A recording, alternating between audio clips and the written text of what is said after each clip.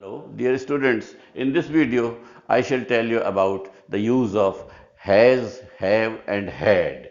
We have three words: has, have, and had. Now, note all these three verbs are used. These verbs are used to show ownership, ownership or possession.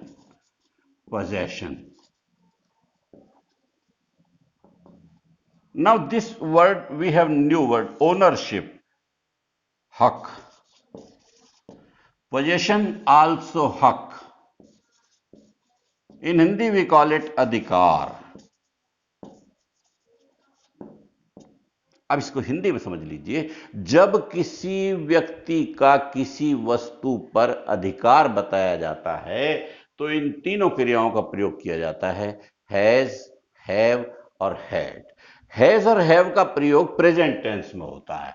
Has and have, these two verbs are used in present tense. Present tense. Here we have two verbs. Has. Has is used with singular subjects.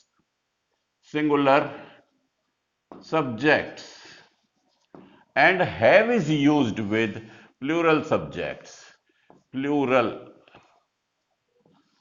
Singular means एक वचन का जब करता एक है तब हम has का प्रयोग करेंगे.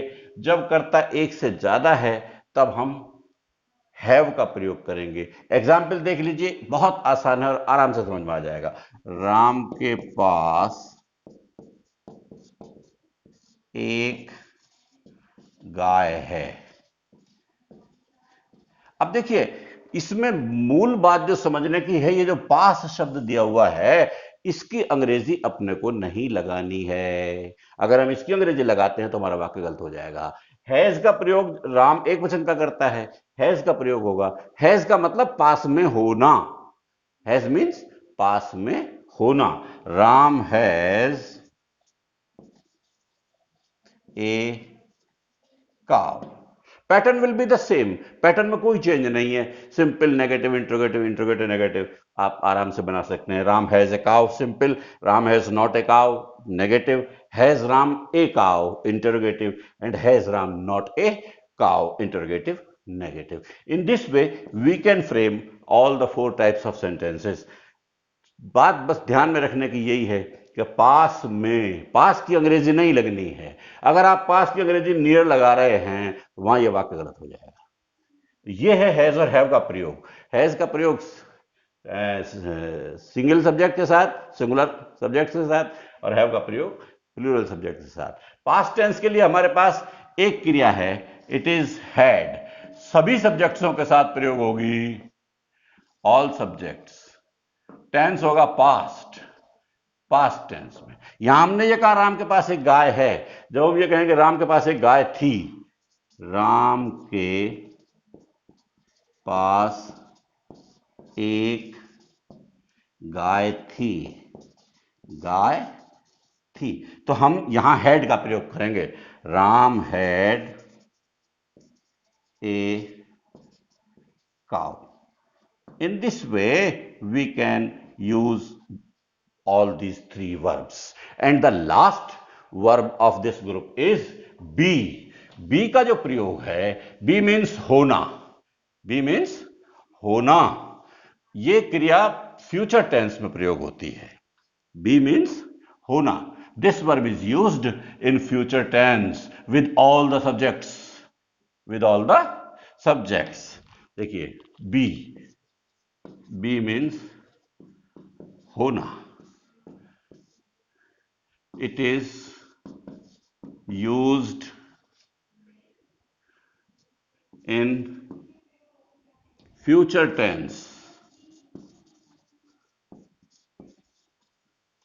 with all subjects, all subjects, सभी कर्ताओं के साथ, सभी कर्ताओं के साथ ये क्रिया फ्यूचर टेंस में प्रयोग, जैसे कल छुट्टी होगी, कल छुट्टी होगी,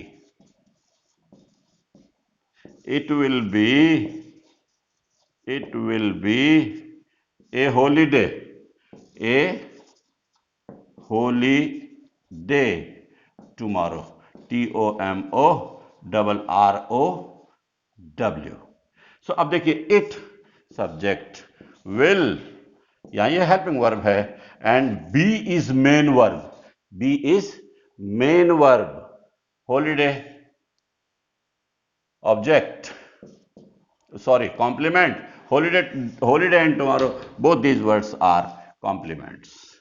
So in this way we can use all this verb be, it is used in future tense and with all the subjects.